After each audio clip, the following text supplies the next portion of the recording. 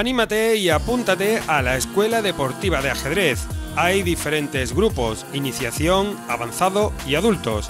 Inscríbete en el Polideportivo Municipal al que más se adapte a tus necesidades. ¡Te esperamos!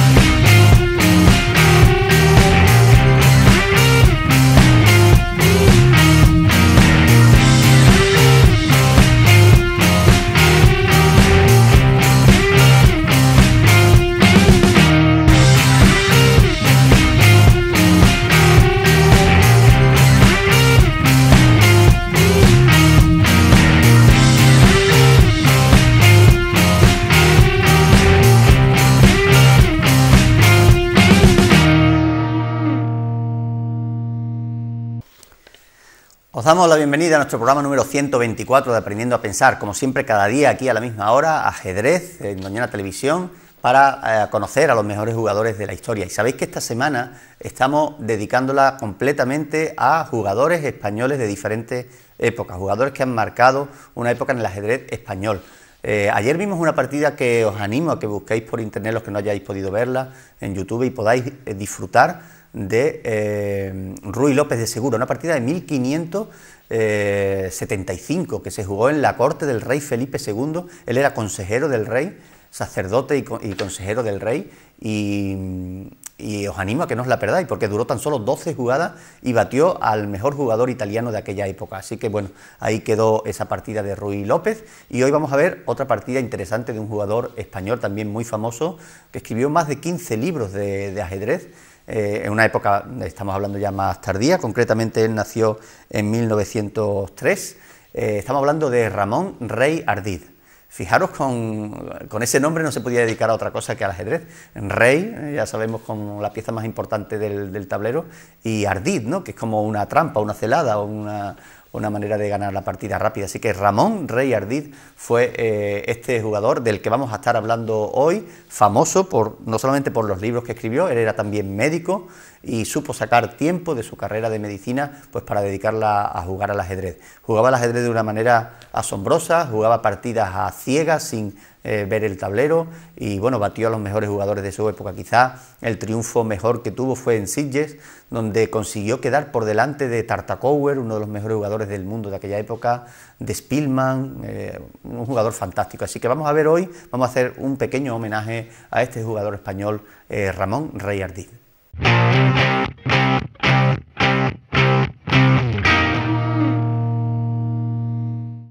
Bien, pues esta partida que se jugó en 1924, el rival era Láfora, llevaba blancas, Láfora, y Ramón Rey Ardid llevaba las piezas negras. Se jugó por correspondencia, una partida por correspondencia, ya os podéis imaginar lo que es, en la época que no existía ordenadores ni internet, y había jugadores que no podían desplazarse con la facilidad que hay hoy, pues se celebraban torneos de ajedrez por correspondencia.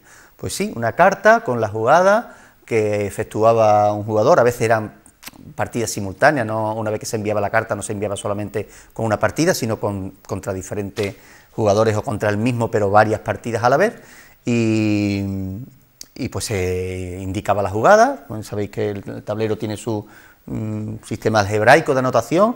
En aquella época se utilizaba la manera de la anotación descriptiva, que no es la algebraica, algún día lo explicaremos, que era refiriéndose a las piezas en lugar de, y los tableros no estaban numerados ni con letras ni con números. Hoy en día es bastante más fácil, más sencillo, pues utilizar el tablero con la anotación algebraica, ¿no?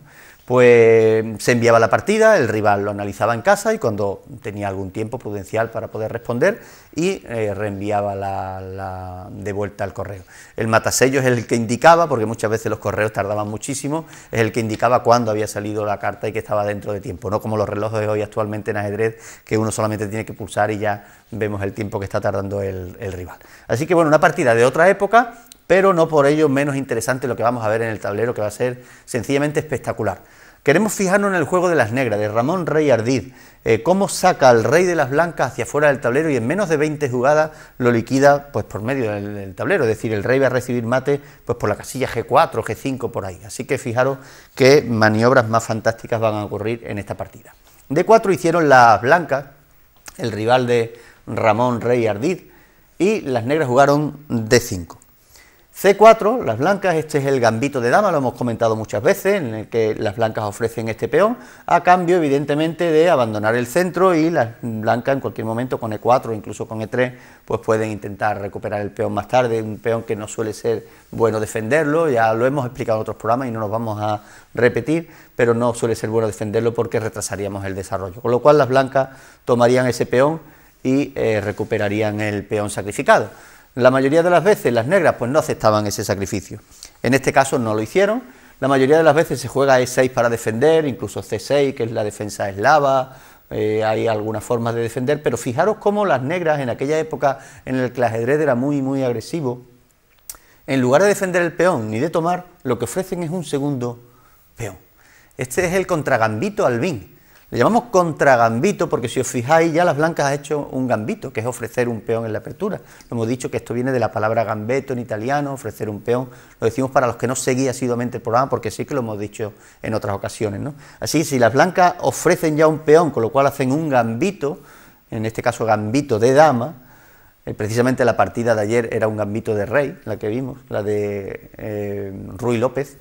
Pues bien, un gambito de dama, y las negras responden también sacrificando un peón que no está defendido por nadie, pues es como otro gambito, pero al hacerlo las negras y ya lo habían hecho las blancas, pues se llama contragambito, ¿vale? Así que este es el contragambito Albín, en honor al que lo ideó.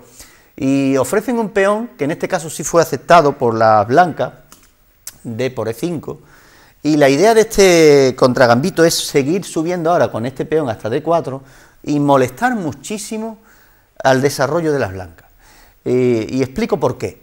Este peón aquí es como una espina, un chino en el zapato, ¿verdad? Una espina clavada. Molesta mucho al caballo para que se desarrolle. Y también cuando van a desarrollar este alfil, que va a hacer falta jugar E3, a no ser que lo desarrollen por fianchetto, algo bastante más habitual, si desarrolla por E3, pues pueden sufrir graves problemas. No ocurrió en esta partida, pero me gustará poneros algo que ha ocurrido a veces y es una de las posiciones más fantásticas que se han visto en ajedrez, que sería dar ahora este jaque, porque esta jugada parece ser errónea, dar este jaque, y más errónea aún si las blancas hacen lo siguiente, que es cuando juegan alfil de 2 para cubrirse, las negras sacrifican ese alfil con D por E3, fijaros, porque si las blancas cometieran este segundo error de tomar alfil por B4, aparentemente ganando, fijaros hasta dónde llegaría este peón que ha llegado a D5, D4, E3, F2 y ni siquiera puede ser tomado en F2, porque si el rey toma el peón F2 perdería la dama. Así que fijaros este rey, este peón cómo llega aquí, siendo absolutamente el héroe de la partida, aun habiendo sacrificado las negras un alfil, y las blancas al no poder tomar y estar en posición de jaque ni poderse venir aquí, pues tienen que jugar, se ven obligadas a jugar E2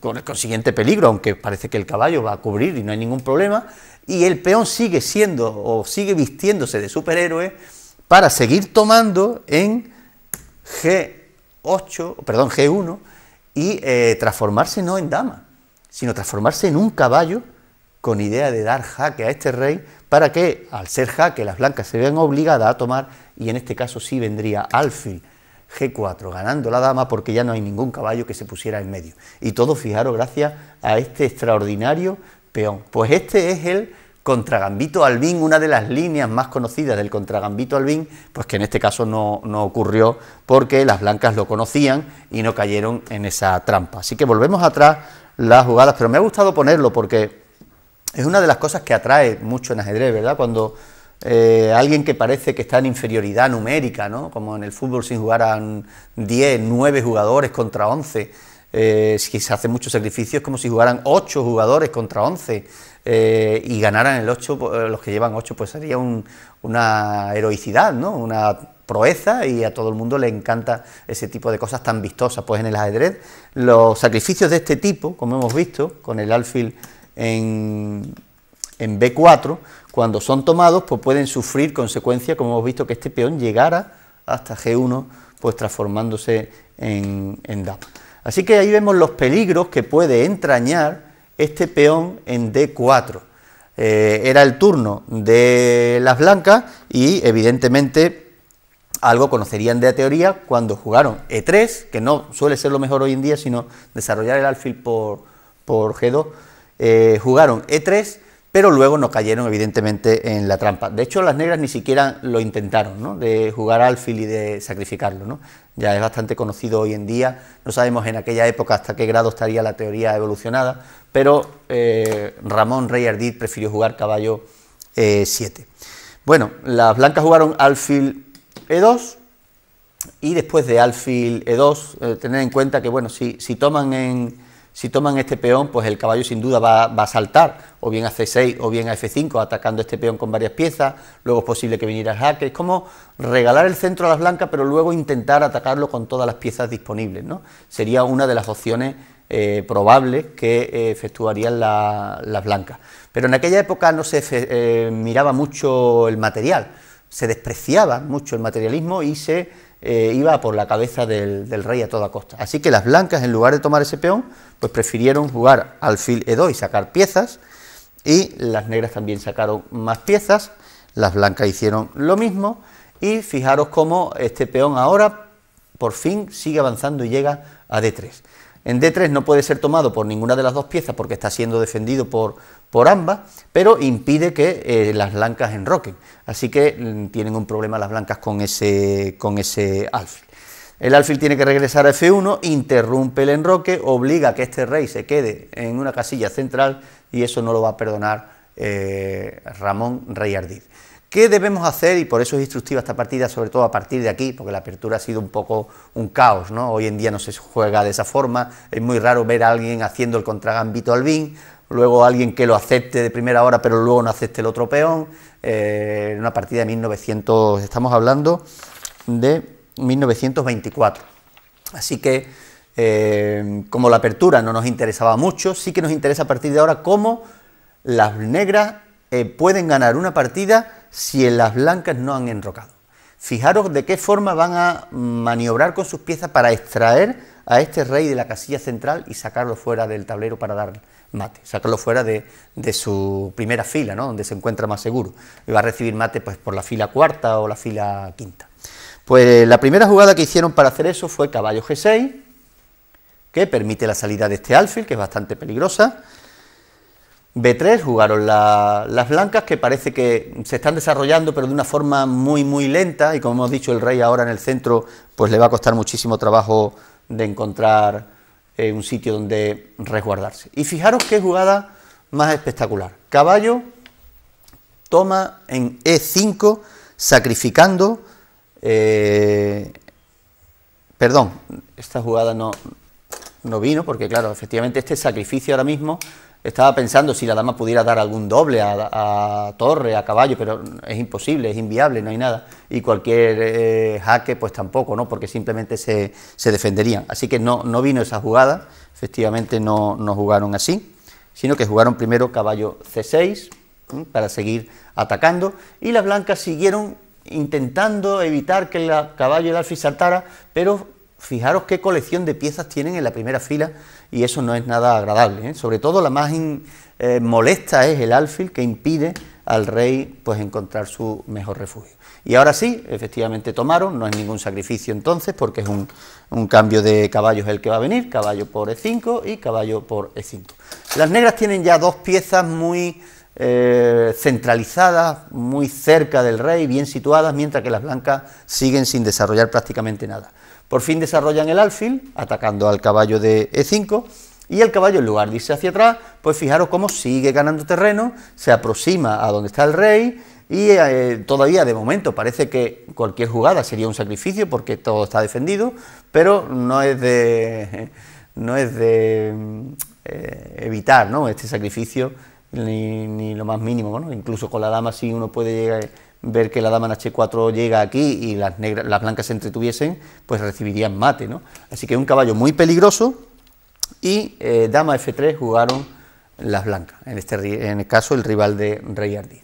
Dama de 7, jugaron las negras, y aquí parece que se ve el propósito de enrocar largo y sacar esa torre, que podría actuar muy bien contra el rey rival. Así que aquí ya vemos uno de los primeros principios que hay que asumir cuando un rival no enroca, y es que debemos de intentar abrir el centro, a veces hasta con sacrificios de piezas. Y una de las mejores piezas que va a actuar contra un rey en el centro, pues puede ser la torre, la dama, piezas mayores.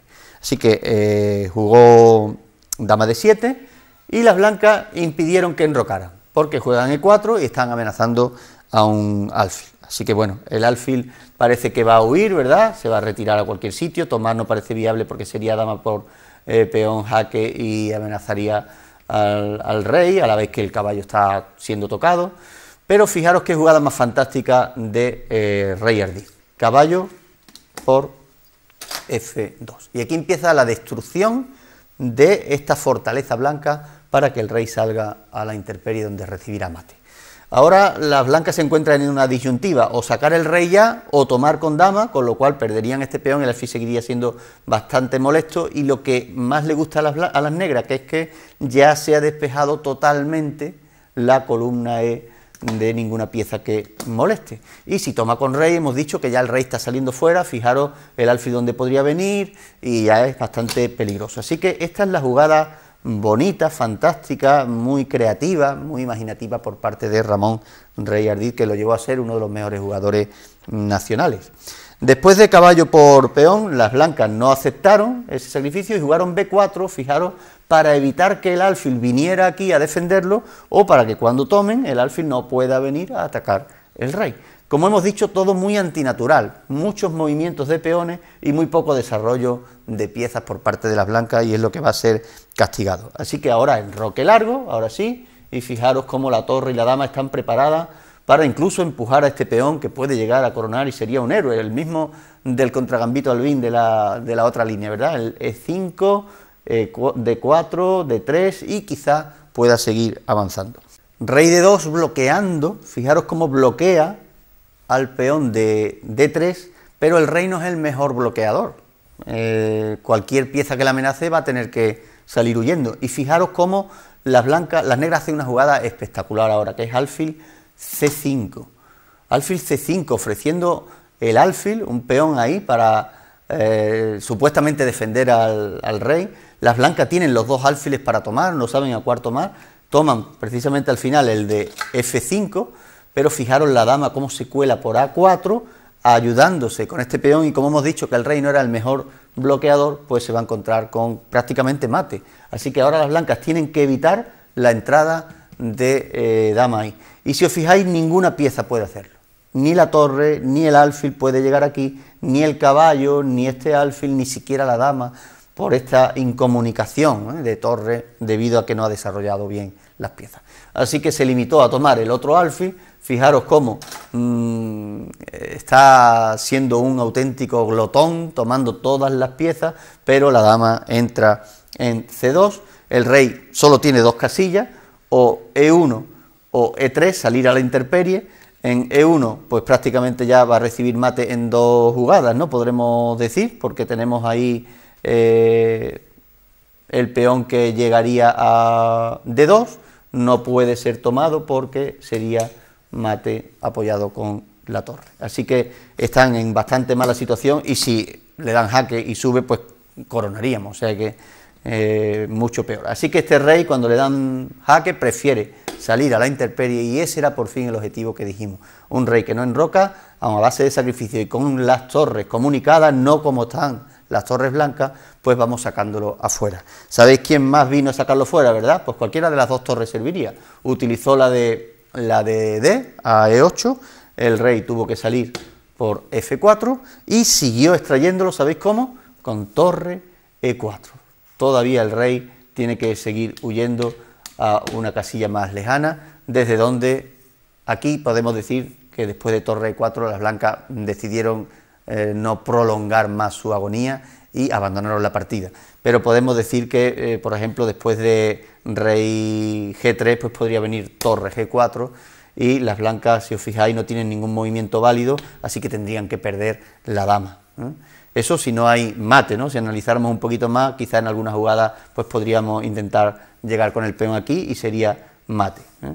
Y si en lugar de venir a G3 se van hacia adelante, pues más rápidamente todavía podrían recibir mate, ¿no? Con el H6 y la dama teniendo, el rey teniéndose que venir a H5 y pues no sé, quizá alguna jugada más de peón para todavía atraer al rey más cerca. Fijaros que dos peones, el rey no podría regresar, tendría que seguir avanzando a sexta línea. Todo esto no ocurrió porque, como hemos dicho, las blancas prefirieron no sufrir una derrota tan humillante y no prolongar la agonía, pero aquí ya es muy fácil de que las piezas negras puedan darle mate de una manera u otra, ¿verdad? Con la torre, otra torre aquí, intentando coronar simplemente.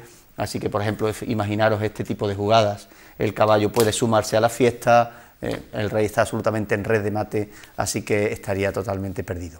Pues así jugaba Ramón Rey Ardiz. Primero evitó que el blanco enrocara y después extrayó a ese rey a base de auténtico sacrificio. Fue uno de los mejores jugadores de España de aquella época y os hemos querido recordar en este homenaje que estamos haciendo a todos los jugadores españoles de diferentes épocas cómo jugaba Rey Ardiz.